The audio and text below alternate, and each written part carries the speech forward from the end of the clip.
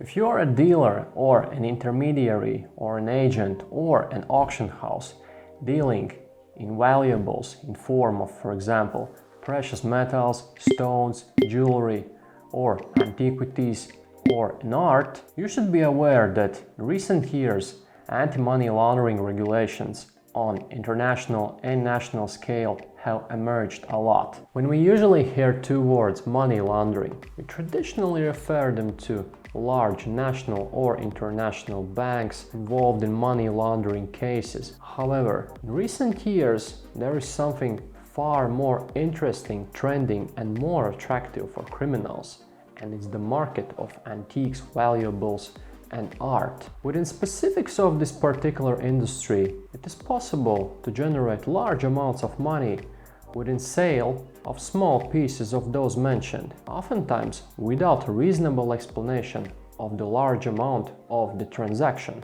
Let's take, for example, the United States of America. If you are, for example, a dealer, an intermediary, an auction house or an agent dealing in precious metals, stones, jewelry or antiques, then you need to know that the Bank Secrecy Act of the United States of America puts you under the scope of anti-money laundering regulations. Now, let's take a closer look to the European Union. There are two major legal acts covering money laundering industry in this particular region. One of them is Directive number 5, issued in 2015, and the second one is Directive number 6, issued in 2016. Although there is a major difference between two legal systems, one of them already mentioned, the United States of America, and the second one, European Union. And in this particular industry, the major difference is that art is not currently regulated in the US,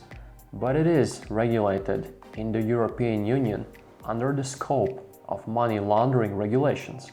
Whether you are a buyer or a seller, it is a high possibility that you might be directly or indirectly involved in money laundering schemes by not knowing where do you stand. Let's say you are a buyer and you wish to buy an antique vase in a local antique store.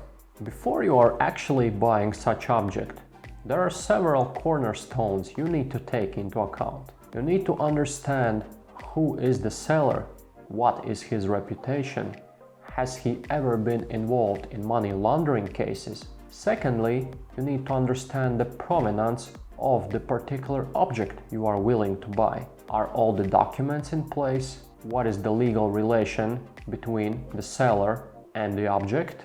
Is it fake? Maybe it is stolen? There are several bullet points you need to assess prior concluding such deal. From the other perspective, let's say you are the seller of the same antique vase, and also you need to understand who you are dealing with. Who is the buyer? What is his background? Has he ever been involved in money laundering cases? What is the source of his money presented to you to buy this antique vase? Also, you need to take care of your documents prior selling this antique vase. On a daily basis, we often receive questions from businesses and private sellers or buyers within the industry.